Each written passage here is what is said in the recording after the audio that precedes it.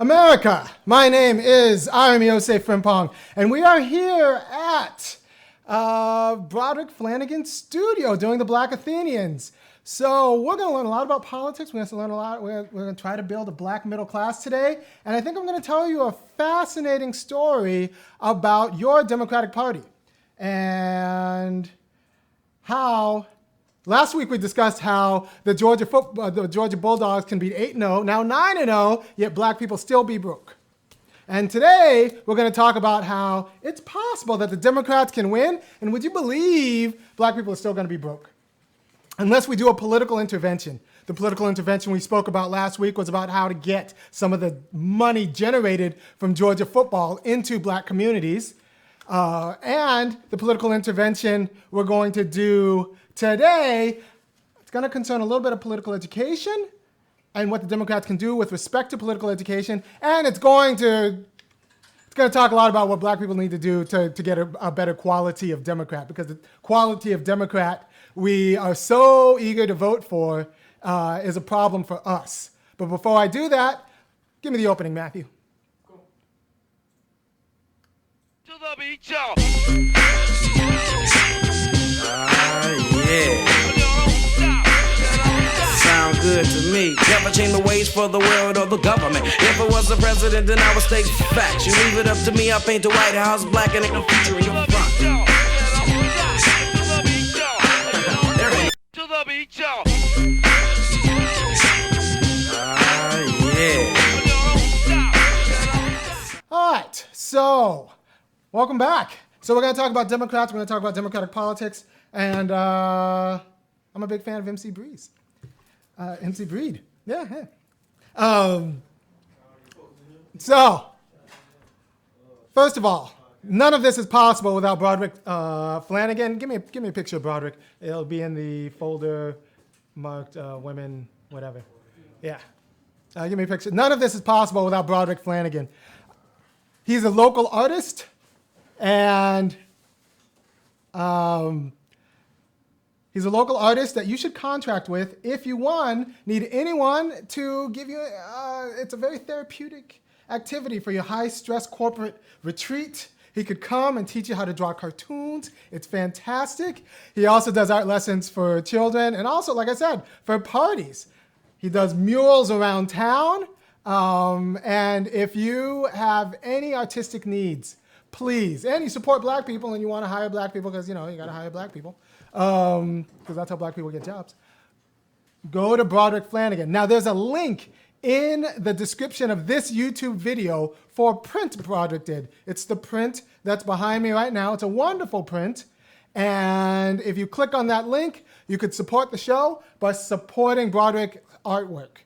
So get a print for your house. And if anyone asks you why you picked this print, not another print, you can say, 1, Broderick Flanagan is a wonderful artist. 2, Broderick Flanagan is the quality of businessman who will support the Black Athenians doing his show from his studio.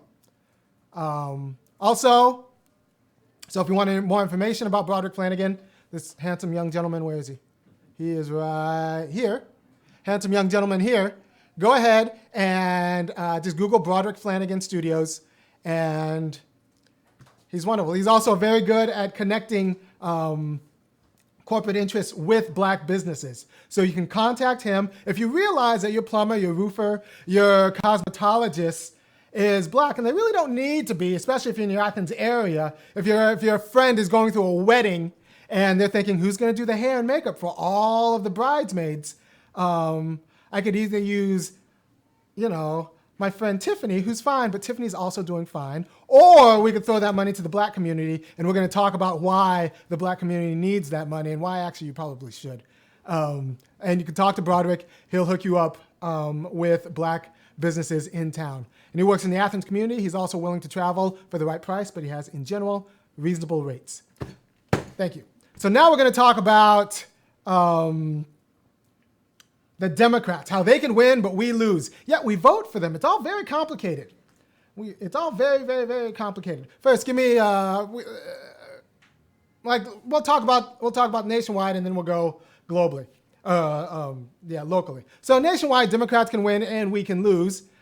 In the 2008 elections, a lot of black people, not all of them, but a lot of black people voted for Barack Obama. Over the last 8 years, everybody's net worth has gone. I don't know if I have the graph here. Not that one. It's a different graph. If you find the line graph, Matt Brunig and Antonio Moore did it. Everybody else's net worth rose, not markedly high, but a little bit. Actually, the top 20% of white people, their net worth grew actually pretty good under Obama. But everybody else grew just a little bit, except black people, we went down. Except the top 1% of black people made a little bit of money. Enough that if Bill Gates or Jeff Bezos only made that much money, they throw themselves out of a window. But now it's like I said, it's Antonio Moore and Matt Brunig.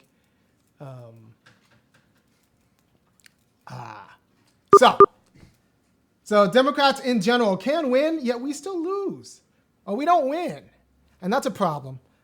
And in Athens, Clark County, only 4% of the people who are born in poverty make it solidly to the middle class. I'll say that again. Only 4% of the people born in poverty make it to the solid middle class. And Athens is about 30% black. And of those black people, we really don't have a black middle class. So you're broke.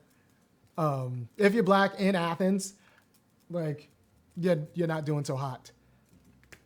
And that's a general statement. There are exceptions. They're I don't know, probably the black middle class I can count on probably two hands. I'm going to an NAACP function later on tonight, and I'm going to see a lot of the black middle class. I'm also going to see a lot of black people who appear to be middle class, but ain't. It's credit. So we need the quality of politics that will actually build a black middle class, and the quality of politics that will build a black middle class needs to come from political pressure. We need to know what we're asking for and know why we're asking for it. So do we have the Matt Brunig? All right, so let's just go with Democrats nationwide. So Nancy Pelosi comes from San Francisco. Nancy Pelosi is a very stable Democrat. She's a standard bearer of the Democratic Party. Give me a picture of Nancy Pelosi. Nancy Pelosi should be someone, since we vote so confidently for the Democrats, she should always have the Negro on her mind, because we win elections for Democrats. Because white people split the vote to vote Republican. Black people, we consistently bring it over to 51, 52%. That's what happened in Virginia. That's what happens in Athens. That's the story of America. However, would you believe that in Nancy Pelosi's district, give me the SF Gate article. Would you believe that in Nancy Pelosi's district, this is, I think this information is 4 years old, so I think actually the black population got down in San Francisco in the last 4 years. But at the time of this article, this is an SF Gate article, in San Francisco, 6% of the population is black, but 56% of the inmates are black. How could that be? San Francisco, it's Democrats all the way down. Would you believe that in this, in a Democratic city, 6% are black? And honestly, this number is a few years old. I bet you that number is 3. I used to be from Northern California until I'm priced out. And now I'm in Athens, Georgia. I don't think I'm alone. I think people are priced out of Oakland all the time. We're going to go to all these very diverse places that used to be black. We call it diverse, but it's everybody except black. Or if it's black, it's people like my dad, people who came over, immigrants. And black people know that there's a difference between the black people who came over on boats and the black people who came over on planes. There's a difference, and the difference is a legacy of generational terrorism and poverty, and it cannot be underestimated. I'll do an entirely different show on that. So how is it the case that Nancy Pelosi can be the Democratic leader, a leader that is a party that is only viable because of black people in the United States, yet be so casual about black degradation? Here's how that is. Democrats don't talk about structure. They still want you to believe that individual success is individual, or success in America is individual. Forget the fact that 45 million of the 300 and some odd million people in the United States can still trace their wealth back to the Homestead Acts when we were still giving away property to white people. It was given away, here, have some land and have some trees on the land and have some oil, ore that's under the land. 45 million Americans still trace their wealth back from there. We're going to forget that the democratic standard-bearing policy of the 20th century, the policies that built the American middle class, was that they were white. They were for white people, and that's the New Deal. All of those alphabet agencies that you learn in civics classes in high school and possibly in college that you learned were the brainchild of FDR. That's a lie. They were not. We tell a lot of lies to our children. They were not the brainchild of FDR. They were the brainchild of FDR filtered through the cortex of Southern Democrats, the Southern Democratic Congress. All of those FDR programs, from Social Security to the National Labor Relations Act, they were all filtered through the Democratic Southern Democrats who did not like the Negro, and they appreciated the Southern way of life, which means, for example, for Social Security, they nixed out domestic workers and farm workers, which, if you did not know, that was 75% of the Southern black workforce and 60% of the black workforce nationwide. So they strategically, and then they allowed for unions to keep discrimination policies intact in the union, which means that while the unions supported building a white middle class, those unions also had the power to deny black people members and also deny them leadership roles. So the slew of agencies, FHA mortgages, were only backed for people who are willing to live in white neighborhoods, which means, and these are stats that are all in Ira Katznelson's book, When Affirmative Action Was White. But there's also in a new book by Mira Baradaran, and could you give me it's a wonderful book. We had Moshe Baradaran on the show a few weeks ago. She's a fantastic human being. She's also a law professor at UGA, and she spoke about how, black banks will not actually save black communities because of the concentrated poverty. The only thing that's going to actually address black communities is policies that are geared towards addressing black communities. But the political history of black poverty is in this book, and it's actually a very important book. So go ahead and read it, get a copy. So we talked, the FHA mortgages that pretty much backstopped the second generation of white middle class, because if your parents bought a house and you bequeathed that house, if it was bought in one of these neighborhoods, it appreciated higher than if it were bought anywhere else. Or in neighborhoods with black people, and black people just didn't get those neighborhoods. So if you came back, you were a GI, you got an FHA mortgage to live in this particular neighborhood, that house is worth now a lot of money. And that's just because, you went to World War II and came back and the government organized for white people, and that's what had happened. And when I say that it was organized for white people, I'm saying from 1935 to 1968, 98% of FHA-backed mortgages, and that just wasn't American mortgage because banks only really lent with the backing of the FHA in that period, went to white people. That's 98% of FHA mortgages went to white people. And in order to get those mortgages, you needed to live in a neighborhood that was harmonious, which meant white without black. All right? So that money's still with us. That's what accounts for a lot of white generational wealth, because wealth grows in networks, right? It's easier to keep a job if you can take equity out of your house if you get sick, or if your neighbor's car, or if your car breaks down, you can take equity out of the house to fix your car. Also, it's not just you. If you go to churches that are also segregated, everyone in that church is also been backstopped by the government. So networks of wealth create more wealth. But on the black end, the multiplier doesn't work very well, because would you believe 0 times 0 is still 0. So it doesn't matter if you're related to other black people, where it actually does matter if you're networked with other white people, because 100,000 times 100,000 is actually 100,000. These numbers aren't made up. They're actually the Edward Wolf. Can you get me the Edward Wolf? These numbers I'm saying are actually, this is from 2013.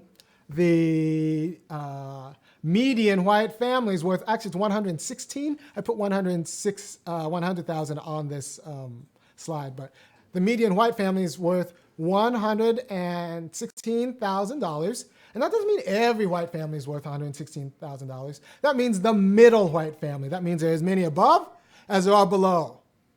And honestly, just because the way wealth works, even if you're below, you got an uncle who's above that. And so that's what we're talking about. Like, you're below now because you're trying to be the next REM, but like when you have to get married, somehow the money's going to come from someone above, right? Or when you have to get that down payment for your first house, that money's going to come from someone above magically. You think you're broke, but you're not broke like the black person you know who's broke, because they're related to someone who their network is with that $1,700, which means that even if your transmission breaks down, they can't afford to part with that $1,700 because their transmission might break down. And this also means things for our civic organizations, churches and clubs, and even NAACP. So yeah, we need political policies that will redress this income, because this income is this wealth distribution is racialized, and it's the result of policies. So policies did this, and policies can undo this with the right political will. However, Democrats don't want to hear that. Democrats want to hear stories like this. Give me Deborah Gonzalez's picture. And like, Deborah Gonzalez is fantastic. Well, she's fine. I don't want to say fantastic. She's fine. She's also the new state rep. Not my state rep. She's another state rep in Athens, Georgia. Actually, the most impressive thing for me about Deborah Gonzalez's campaign wasn't actually Deborah Gonzalez. It was a campaign manager, Avery Mundy. So like, Avery did a Herculean job to get Deborah Gonzalez elected, because I find her very mediocre. Especially like when your town is 30% black and the poverty is racialized. I want you to talk about black poverty, but she doesn't, right? So, and the Democratic machine likes her because she doesn't. You know what she talks about? She talks about, I was born poor and I worked and then I went to law school and now I'm a success. And that's her story. That's her story. Do you know what happened? Do you know what she doesn't talk about in any of that? Policy. She doesn't talk about the kinds of policy that transition people from poverty into a stable middle class. And when you're in a town with only 4% of people making it from poverty to the middle class, I need you to talk about policies that will transition people, not your individual narrative, because that individual narrative is then weaponized against black people who are born in the projects about why can't they just do it like Deborah Gonzalez? Why can't they just do it like Deborah Gonzalez?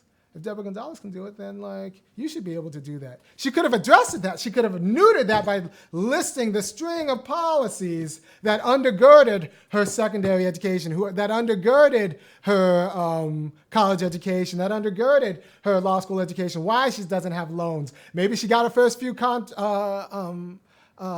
opened up her own practice. Maybe she got her first few clients, especially the ones with money, from programs that actually are looking for like minority lawyers. For example, this is what Oprah doesn't tell you. Oprah came up, if you talk to Oprah, it'll be like, Oprah became Oprah because she's Oprah. If you can give me a picture of Oprah, that'd be pretty great too. I think you can find one on the internet. Oprah came up in a window that we needed to be nice to black women. Like, because they were women and because they were black. She came up in a window. She went to a private school. This is all in Janice Peck's book, Oprah in the Age of Neoliberalism. This is Janice Peck, Oprah in the Age of Neoliberalism.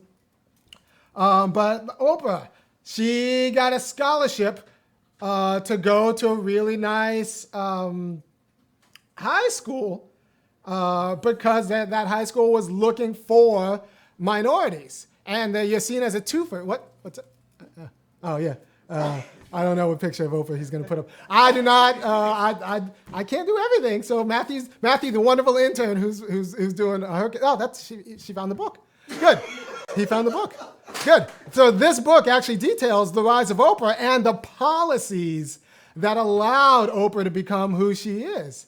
It's a book by Janice Peck. So Oprah got a scholarship to go to a nice undergrad. She ended up going to an HBCU. If you don't know, HBCUs are funded, Tennessee State, HBCUs are funded by the government because they can't be funded by like boosters because they're black.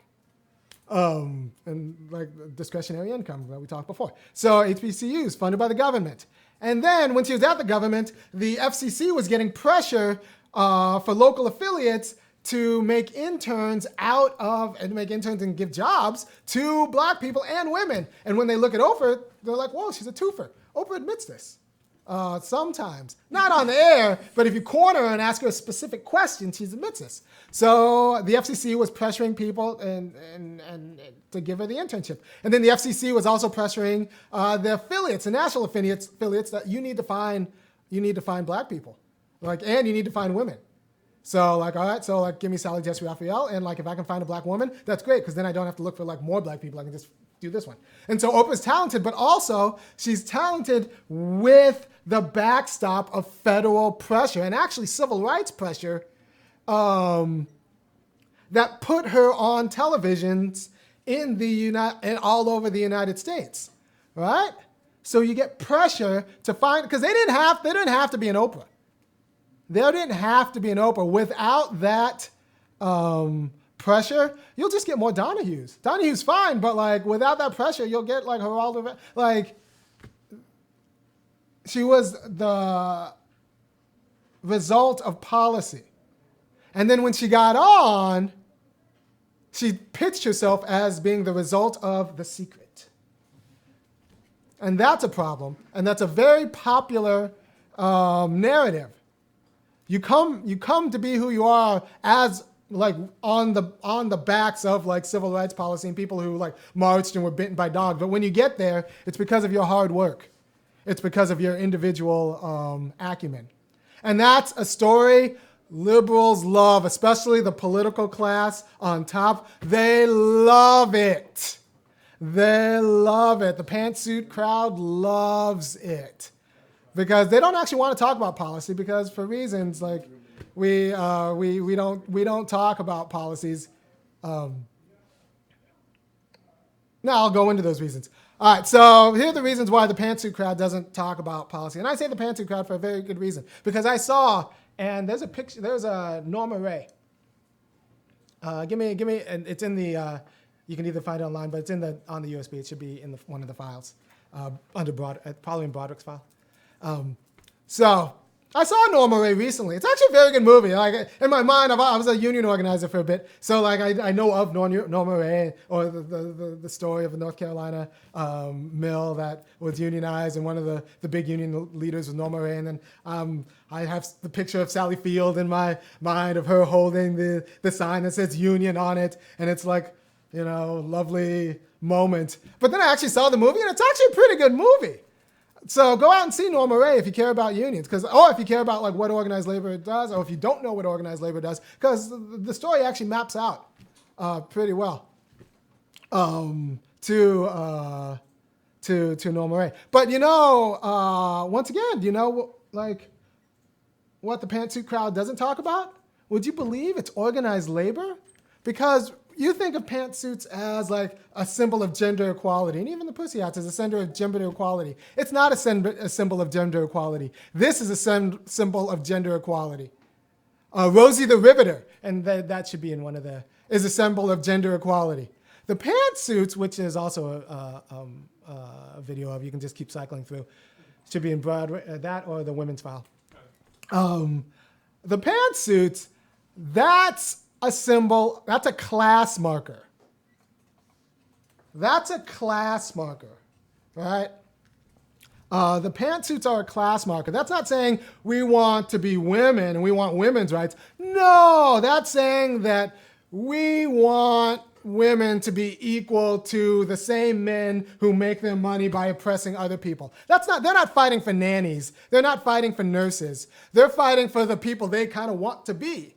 It's an aspiration.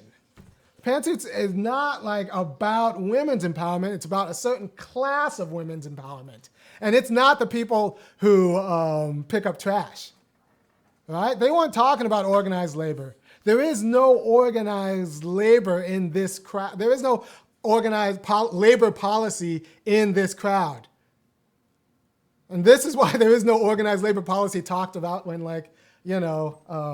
Terry Gross interviews someone on NPR. They don't care about organized labor. That's not their concern because there is no organized labor politics in this crowd. They don't care about it because organized labor means organizing with laborers. And these people will volunteer and do philanthropy for would-be laborers or volunteer at a soup kitchen, but they're not organizing with them for them because that is not the class aspiration.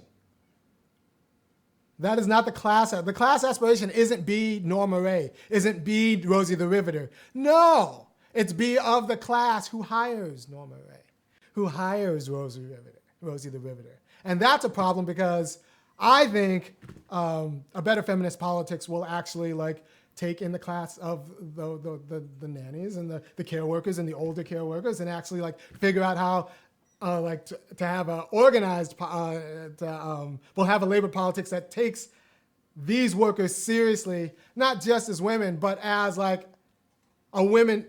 group of women who need policy and who can't just lean in. Because if they lean in alone, they'll get fired. Right?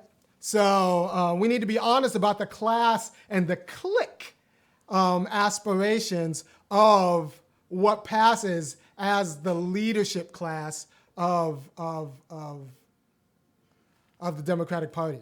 So when Deborah Gonzalez, who says, and it's not that I don't like pantsuits in general, I just like them on Katharine Hepburn. There's a picture of Katharine Hepburn. She wore pants and had the Yankee cheekbones and I like Katharine. I like the Philadelphia Story. I like Woman of the Year, Tess Harding. I don't like the Philadelphia Story that much, but I do like the Woman of the Year, and I like State of the Union. People don't watch that movie. State of the Union is actually a lovely movie. So yeah, I'm a fan of pantsuits, of Katharine Hepburn's pantsuits, but pantsuits as a symbol of gender equality when it's really a symbol of elitism, class elitism, I take as a problem because they don't have a labor politics. So why don't these women have a labor politics?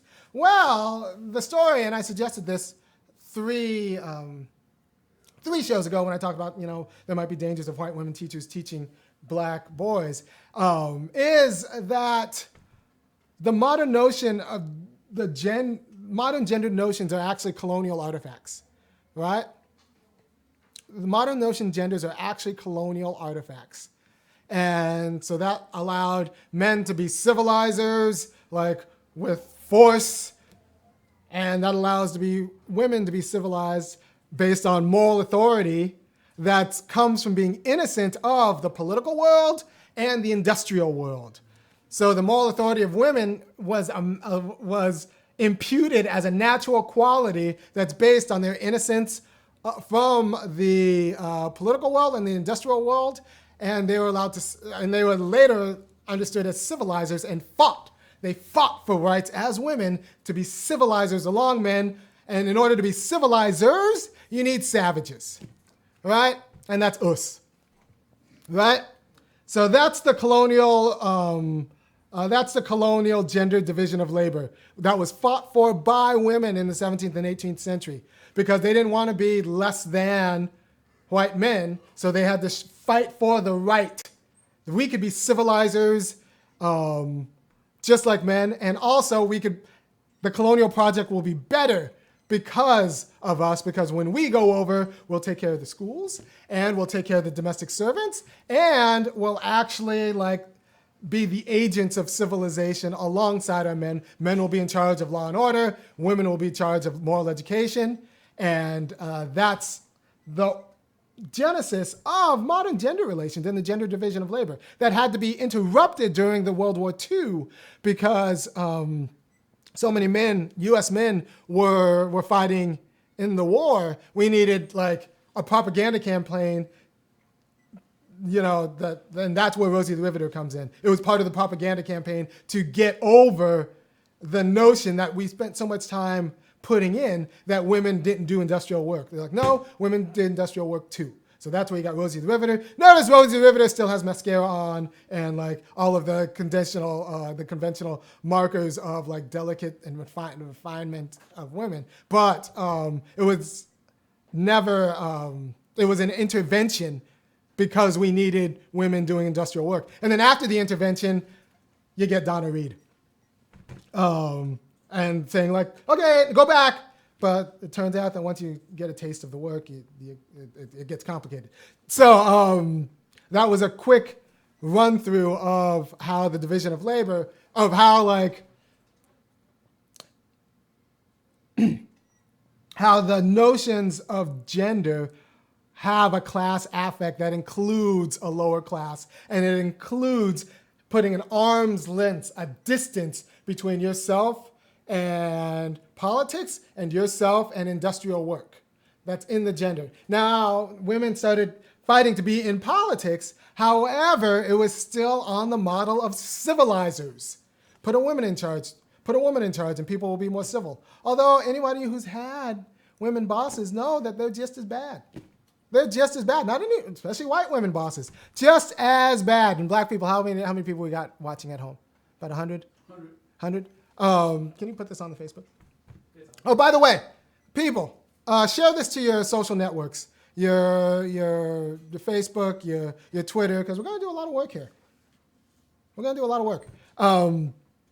So women racialized white. The gender category of woman was racialized white, racialized as a civilizer. So even when they went into politics with a moral authority that was innocent of like man's politics.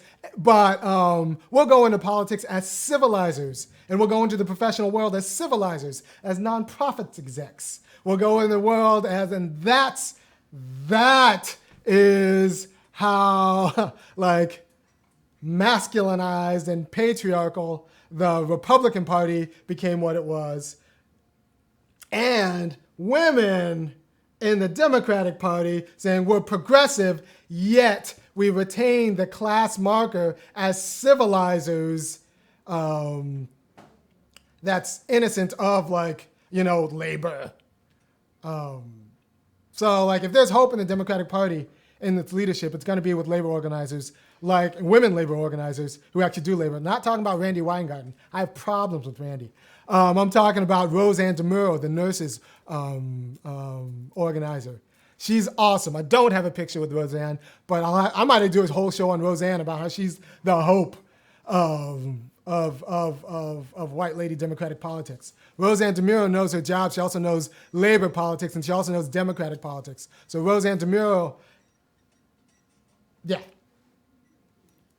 the exception that we need to lift up to help white women know their limits insofar as they aspire for the pantsuit, and help all women know the limits of pantsuit politics. Look at Roseanne. Nurses wear pantsuits too, but they do a job, and that's not the job that is lifted up in the pantsuit nation. That's a problem. So we have a democratic politics that's led by a class that is averse to labor politics, and a class that's averse to racial politics. Because the racial politics actually thinks that we're civilizers naturally, which means that they're savages naturally. And what we do and our success is a matter of our individual moral authority. Like, we're successful because we try hard. We're successful because of our moral, because we did well in school. We're better than other people. Pretty much. You scratch someone who's like all about their pantsuit, and you'll find someone who actually thinks that like their money is, and their success is not about who they married, although they probably married someone who's pretty wealthy. It's about, or like pretty stable. It's about their individual morality. It's about their individual work ethic. It's because they leaned in, not because of the policies that undergirded them. And those are Democrats, right? Those are Democrats who say that that moralized success. And those are Democrats who won't talk about labor policy. Those are Democrats who won't talk about the structural supports that enable, and the structural supports that enabled white wealth, and the structural supports that need to be put in place to move that 4% number that I spoke about in the beginning of the show into like 94 or 84%, right? So those are Democrats who don't push that policy. And these are Democrat standard bearers. And when I say I'm trying to build a middle class, black middle class, I'm not trying to build one like Elizabeth Warren is. Go ahead and put Elizabeth Warren in. Elizabeth Warren's not the worst person in the world, but I read her book, the two income trap. I read a lot of books, people. I don't just talk. I read a lot of books. I read her book, The Two Income Trap, and her ways to say, it's actually a pretty good book. You should read it because what happens is the two income trap is that white people use all of their money trying to buy a suburban house that they can't afford, and then someone gets sick, someone loses their job or they're divorced, and then all of a sudden the suburban house that you really couldn't afford anyway, you can't keep up with the mortgage, and then you end up like doing all of these things and you end up filing for bankruptcy. So it's actually right. Like her story is actually pretty good. That like people with two incomes use both incomes to weaponize it to get away from black people, and then it gets them into a trap when they hit a contingency. So like her story is good. The problem is her story like tries to preserve that white middle class without actually bringing more people into the middle class, right? So she has policy prescriptions, many policy prescriptions that keep white middle class people from falling into poverty without moving the poverty into the middle class, right? So she finds a way to pit the middle class against the poor just as much as she pits the middle class against the rich. I want to move, especially the black poor, into the middle class. That's different because it's going to make a lot of people in the white middle class nervous. I don't care. I think they have to suck up that nervousness. And that's the difference. When I say I want to build a black middle class, that doesn't mean protect the existing black middle class, because honestly, a lot of you people in the black middle class got there by being pretty grimy. I want to grow the black middle class from people who are born into poverty. And those are the quality of policies we need people who are elected by black people, even if they're white, to champion. All right? So we're going to talk about, we talked about Deborah Gonzalez, how she's the darling of white progressives, not because she pushes policies that will actually transition poor black people from being poor in Athens to being solidly middle class, but because she has a nice story of being an exceptional person who like grew up poor and now she's wealthy, and that makes all the white liberals very comfortable because they think they got what they got because of their moral fortitude too. So like they love Deborah Gonzalez, not because she pushes the right policy, but because she is a woman and Latina who actually isn't going to push for any policies that will move large communities of poor, especially black women, into the middle class. So they get their woman, they get their Latina without actually having to push policies that will move poor women into the middle class. That's a problem for at least me. Maybe Deborah Gonzalez can be moved and pushed, but to actually talk about policies that will seriously build the middle class. And that means policies about workers. That means a labor policy. That means an organized labor policy. That means I need my state reps to talk about how they're going to repeal right to work legislation so that nurses, teachers, and sanitation workers can organize and actually become part of the middle class. That's not something that Deborah Gonzalez did. That's not something that any of Deborah Gonzalez's white liberal backers wanted her to do, because they don't know anything about labor, because they got their idea of what it is to be a success not from Norma Ray, not from Rosie the Riveter, but from, Pantsuit Nation. And that's a problem for me, from NPR. And that's a problem for me, and that should be a problem for Democrats who actually care about, policies that care about workers.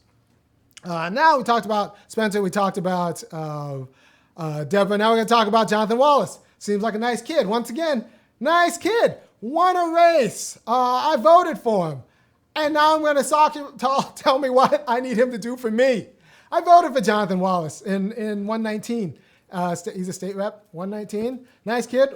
Didn't know he was going to win. Didn't think he was going to win. Once again, not impressed with him. Impressed with his campaign, because it came out late, but like within weeks, there were signs everywhere. And I was like, this kind of like, I consider him John Ossoff, except like more waspy. Like Chad Ossoff. It's Chad Ossoff. So like he talked a lot about high-tech jobs, and he talked about a lot about like how we're going to said some good things about healthcare policy, and he said a lot of good things about values, but never actually said what those values were. And he never talked about organized labor, and he didn't talk about, and then nowhere on his website, and I saw him speak, they didn't say the word black. Although Athens got a pretty good black population, and they all vote Democrat, so like that matters. So Wallace, he might just not know about labor policy. Maybe he didn't come up as an organizer. I think he came up as a computer engineer. And you can be both a computer engineer and a labor organizer. I don't think he's one of them.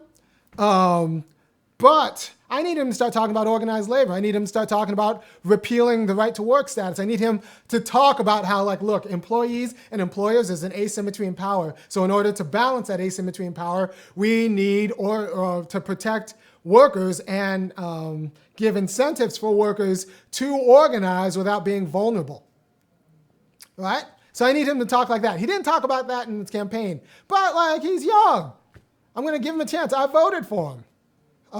He's running against 3 Republicans. He was the 1 Democrat. A lot of black people voted for him. Depending on who you talk to, actually, no, anybody who doesn't say this is lying. Black people were the difference. If it were just white voters, it's one of the 3 Republicans, or there's a runoff. So black people elected him. I need him to talk about black poverty. I need him to come up with plans to move that 4% into not 84%, because in Athens politics, the buck stops nowhere. If you talk to a county commissioner, they'll say I don't know. We can't do it because of the state, because that happens at the state level. You talk to the state reps, they're like, Spencer's I don't know, I can't do it. That's either at the local level or, I have the Republicans to deal with. The thing is, the Republicans aren't stopping you from talking about these issues. The Republicans are stopping you from getting the policy passed with the current electorate. But if you're a minority party official, like a Democrat in the South, nobody can stop you from talking. And your job is to create the electorate that will actually vote in right to work representatives, colleagues. Your job is to create the electorate that will actually vote in colleagues that can talk about the legacy of racial justice. Racial injustice against black people, not people of color, black people in Georgia. Because they don't find slave graves of people of color, except Native Americans. When I say black people, I need policies for Native black people. I'm cool with policies for Native Americans, but I just don't want them to be the same policies. I want Native Americans to get their policies for the injustice done against Native Americans. I want black people to get their policies for the injustice done against black people, and I want Latinos to get their policies for the injustice done against Latinos. I just don't want it to get all in a pot, and then at the end, somehow white women end up with all the goods. That's the story of affirmative action. that's the story of affirmative action. It started out for black people, and LBJ is we're gonna do this for black people, and then a decade later, it's done for minorities because Democrats realize it's a good way to get votes. We did this for black people, all the black people vote, so we'll just do it for minorities. And then white women are us too. And their cousins are sure. So And now white women get all the goodies from affirmative action. Not all the goodies, but a disproportionate share. They're the greatest beneficiaries of affirmative action. It would be fine if those women like Oprah and who got there because of pantsuits actually were like, we are the greatest beneficiaries of affirmative action. Affirmative action was meant for black descendants of slaves. They're not doing very well. So we need to champion programs for black descendants of slaves. Instead, they preen and say like, we got here because we worked hard and we leaned in. And if they just leaned in like we did, it would be fine. So I need Wallace to talk about labor. I need Wallace to talk about redress for black descendants of slaves. You can do it easily as a state rep by just advocating for openly allowing, you can do this by openly allowing local municipalities to do redress, to like codify redress at their discretion. Right now we have home rule policies in Georgia that in some way truncate local legislatures' ability to actually effectively and aggressively and openly make sure that contracts get into black businesses, make sure that black people get the justice that they are deserved. However, for every local official who says that, don't forget to bring up Maynard Jackson, who said, like, I don't care. Maynard Jackson in the Olympics was like, look, if you want the Olympics in Atlanta, I'm going to have to see a policy that says 30% of these contracts go to black people. Same rules are in the box. They just weren't enforced with respect to Maynard Jackson because we really wanted the Olympics. Which means that if we really want to do something, we can say, I don't care. I want black people to get jobs. I'm going to steer policy to make sure that black people get these contracts, as opposed to like the grandson of the person who first sewed up this contract, 70 years ago. All right. Good. So that's what I need out of my state reps. And that's what I need my democratic politics to talk about. And the reason democratic politics doesn't talk about this is, honestly, we have a lot of democratic leaders who don't know anything about organized labor. We have a lot of democratic leaders who don't know anything about organized labor because they came into democratic politics by way of reproduction politics. So they have all of the class infelicities of their Republican, but they're white. So they have all the class infelicities of white people in the South.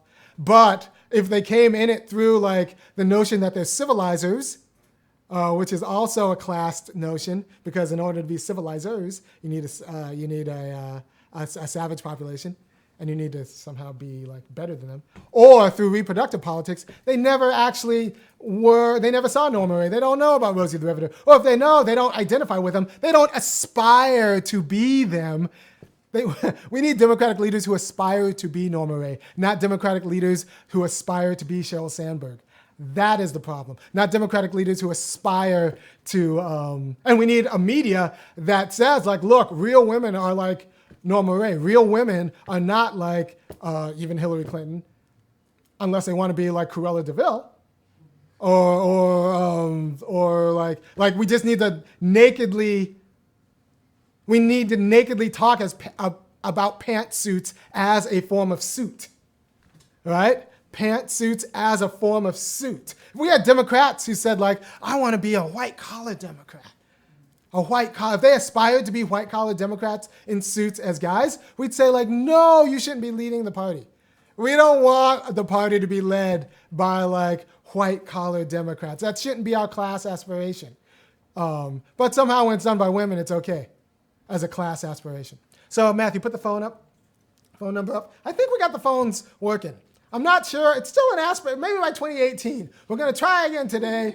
But like, I want the phones to be working. So go ahead and call. I'll try to get you in. I'll do the best I can.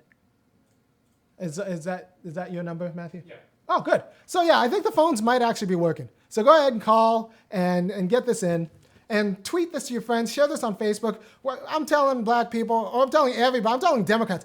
All of you lefties out there watching this, put this on your Bernie Sanders, Hillary. Go ahead, show Pantsuit Nation to all of these women who make way more money than I do will call me a misogynist. Will call me for abusing my power. Although that like they could throw me in jail like this for anything. Go ahead and email this to all of your group and tell them to tell me the lie about how I don't understand feminism and how I don't understand intersectionality.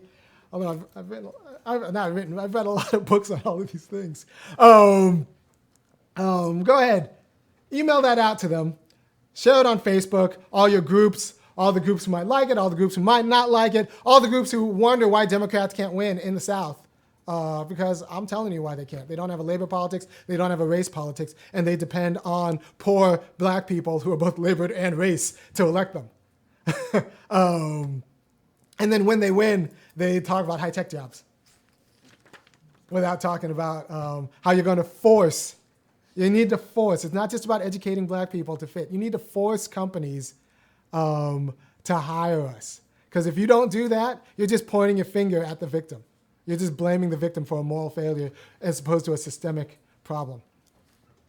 I mean, the reason that Charter got in trouble for not having black people on their board or anybody on their board is because of political pressure.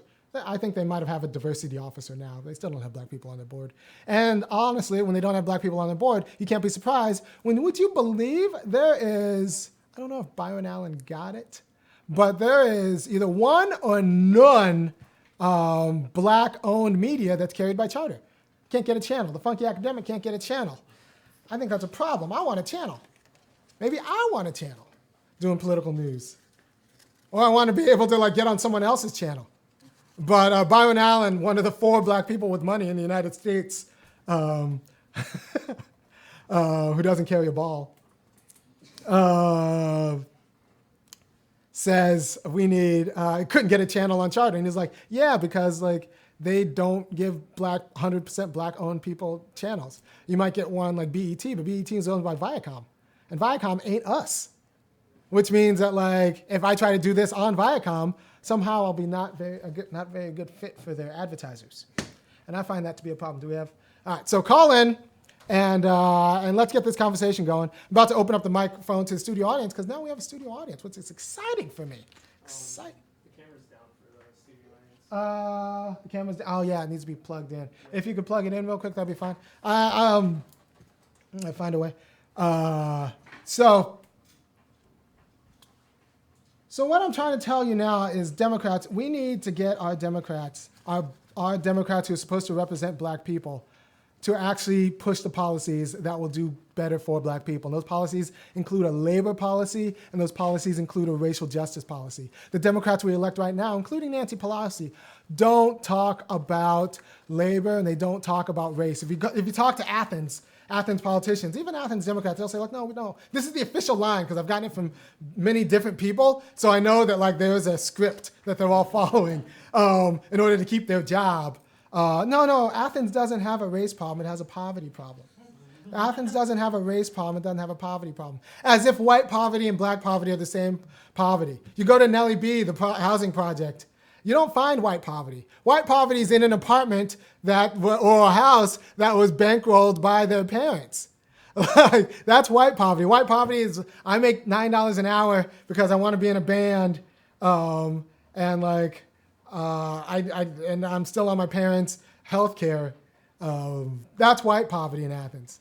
Like I work $9 an hour because I work waiting tables because like my real aspirations to be a rock star. But if and when that doesn't fall out, like I'll end up getting a job like at my cousin's place or with my hookup, by someone I met at church or something like that. Black poverty is like I was born in the projects and like there's only a 4% chance of me getting out. And in order to get out, I need to do some awful things to other black people. So I don't want to do that. And so like, I'm here when I'm 4 and I'm here when I'm 44 just because like that's black poverty in Athens. So people who don't tell you that there's a racialized poverty in Athens aren't being honest about the racialized poverty in Athens. And it's because, and I think I have in the terrorism, I have the March picture. Go ahead and put the March picture. I say March picture, but it's not really a March picture. There's marchers on one side of the picture and protesters on both sides of this picture. Protesters on both sides of this picture. We don't have a black middle class in Athens because economic and political power was terrorized by the Klan. right? So this is 1964. 1964 isn't that long ago. Not like half my audience was alive in 1964. This is the Klan. You got black people who wanted to desegregate the varsity. That's a burger spot owned by some white supremacists in town on one side. And then the Klan on the other side of that picture.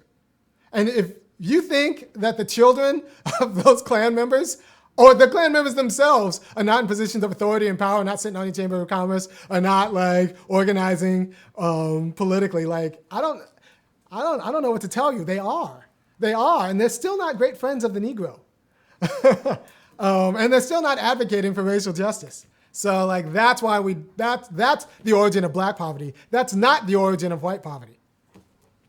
And so there's a different structure. And to the extent that we have black people who are still scared to make claims from political leaders, and black people who are still scared to make claims by white people, it's a legacy of being terrorized. Because like when I was young, if I made a claim, if I spoke like this to white people, one of the reasons I do this show is because I need to model to you how to speak to white people. Do we have a camera on them? Yeah, half my audience is white, and I speak like this to them. And you should too. Next time you see Jonathan Wallace talk about, so what's your labor policy? Next time you see Jonathan Wallace say, what are you going to do about the 30% of black Georgia? I didn't know that there were that many black people in Georgia. 30%, that's a good number. We need policies for those people. Because those people have issues. We need a job policy for those people. And it's not going to be high-tech jobs, because you can be black, you can be white middle class and not do high-tech work. White plumbers do fine. Black people, heating and cooling, they do fine. White dental, a generation ago, we were sharecropping.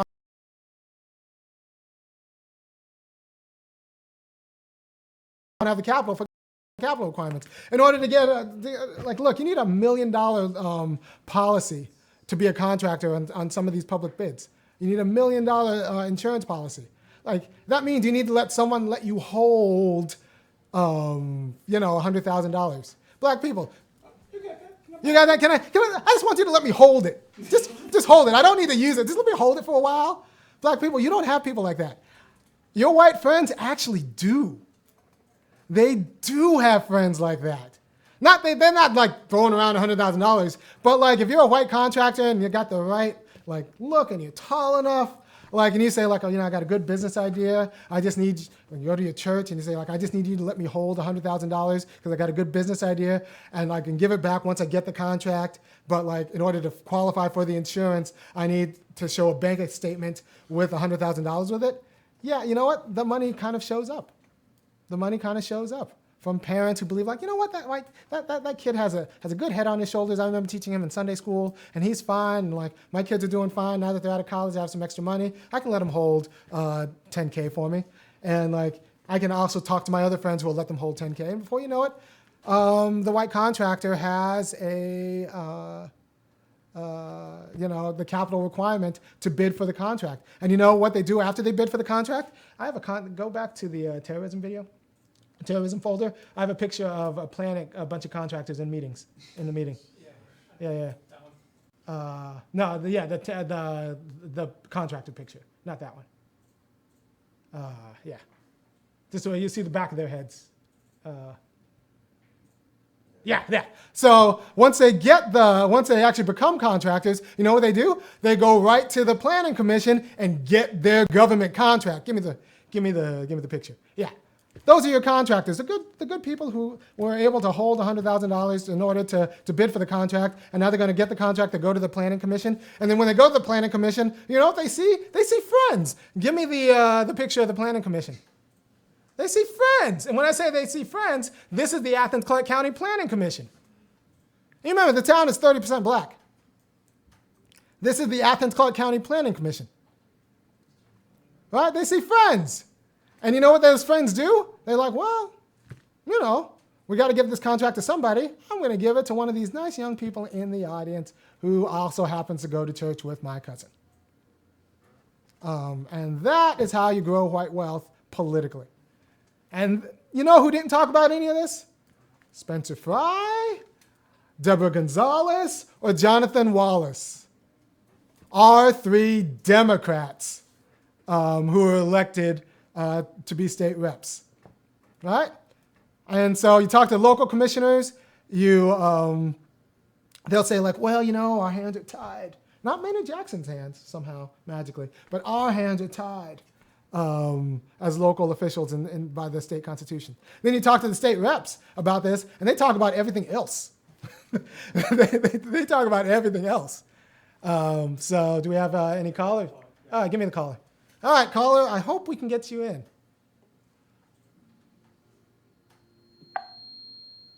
Caller, you on? Hello. Hello. Hello there. Hello. I am Candace Henderson. Hello, Candace. Hi. Okay, well, I live in Colorado as of now. Colorado. I am a student, and I need help on my future prospects, okay? In questions, I am young, and I am Black, and I am very exclusive in that. I would like to someday open either a school or a camp. I'm leaning more towards a camp, okay, someday. But I would like to make it predominantly Black, of course. But I would like to do from a certain age, such as probably middle school.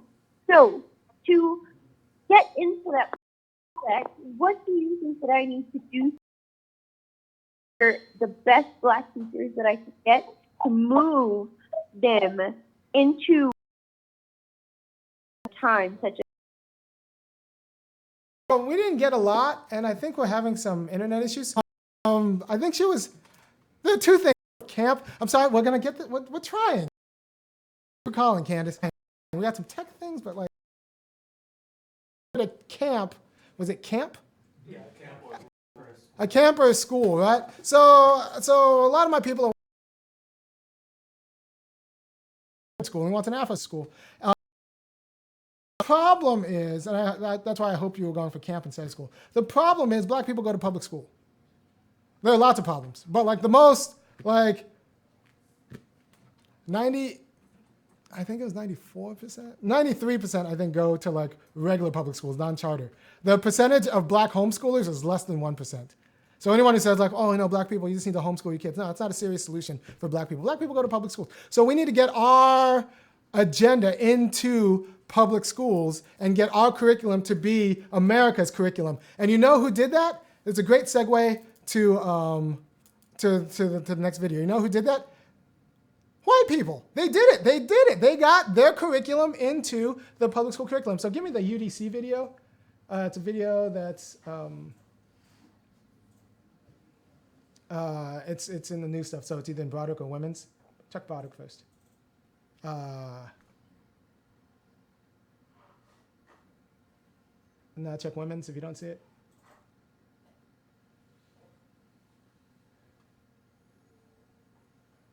No, check products again. Yeah, so there's a video that we're going to find. All right, anyway, scroll up, and check Women's one more time.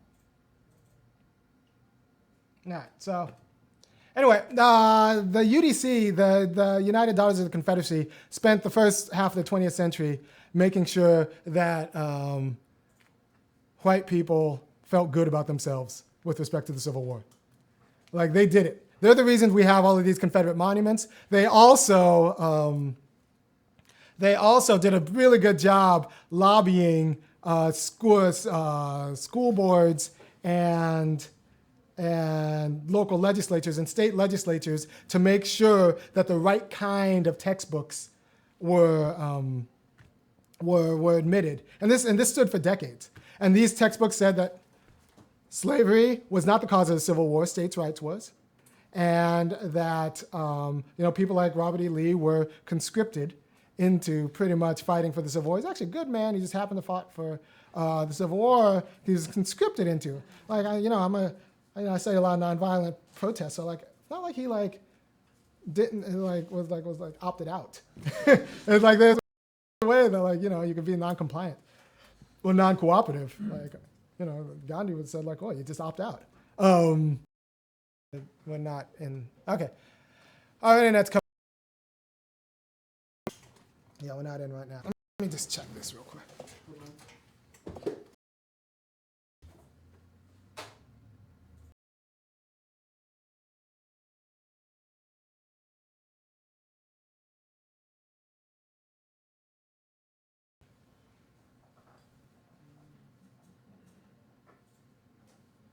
Back on, I suspect.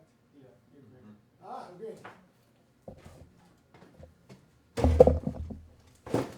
So yeah, if you want to know about the hello America, if you want to know about the Daughters of the Confederacy, go to YouTube, put in Vox UDC, and it'll show you a video, a nice little 6-minute video on what people who are about their business do when they want to push policy, and they do it through education. They do it through education. I'm going to do a whole nother video on what we can do through education. So what happened on Tuesday when Democrats won? The wolves left and the foxes were elected. And what do I mean by that? What I mean by that is, give me the Malcolm X video. Give it to me. But being friendly and being a friend, I think, are two different things. I think there are many whites who act friendly toward Negroes. A fox acts friendly toward the lamb. And usually the fox is the one who ends up with the lamb chop on his plate. The wolf doesn't act friendly, and therefore the wolf has more difficulty in getting the lamb chop in his plate. I'd like to point out, though, that... And I say that because it is usually if you study the structure of the Negro community, economically, politically, civically, psychologically, and otherwise, it's controlled by the white liberal, who usually poses as the friend of the Negro, who actually differs from the white conservative in the same way that the fox differs from the wolf. Their appetite is the same. Their motives are the same. It's only their mannerisms and methods that differ. I would agree that no doubt there have been a large number of whites who have posed as liberals and as friends of the Negro and who have time and again betrayed the Negro. On the other hand, I think one could point to a large number of whites who have struggled for civil rights, for equality, and have got little or nothing out of it, other than quite a few bruises. Give me an example. Well, the large number of white students who have gone into the South, for example, working for SNCC and other organizations. Not working for SNCC or other organizations, but working for the white political machines who benefit by the voting efforts of Negroes. Okay, I'll be more... But being friendly and being a friend, I think, are two different things. I think there are many whites who act friendly toward Negroes. A fox acts friendly toward the lamb. So and we, usually the fox is the one who there are a lot ends of up people who are with the very lamb happy in Athens chopped in because his plate. they didn't elect the wolf, they elected the wolf fox. doesn't act friendly, and therefore the wolf has more difficulty in getting the lamb chopped. Nancy Pelosi, the entire Democratic Party, right now they're foxes. I'd like to point they out, like us because though, for our votes, say that because not it because is they're going usually to if you study the advocate for structure our of justice the Negro claim. community, And that's a problem for at least me, and economically, that should be a problem for politically, you. psychologically, and So otherwise, I think how long it's are we at? controlled by the white liberal, who usually poses as okay, the Matthew, I friend need you. of the Negro, who actually differs from the white conservative in the same way that the fox differs from the wolf. Their appetite is the same. Their motives are the same. It's only their mannerisms and methods that differ. I would agree that no doubt there's been a large number. Like I said before, of the whites who have liberals posed do as not liberals like and us. as friends of the Negro and who The have Democrats do not time like and us betrayed because the they actually Negro. think we have a justice claim. They like us On because the we other vote hand, I for think one could Democrats. point to a large number of whites who have struggled for civil rights, Give me for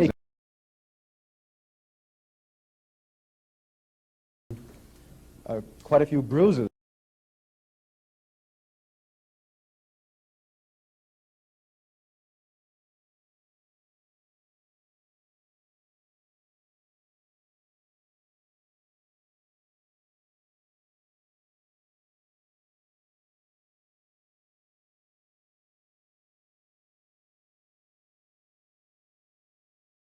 There are many whites who act friendly toward Negroes. A fox acts friendly toward the lamb.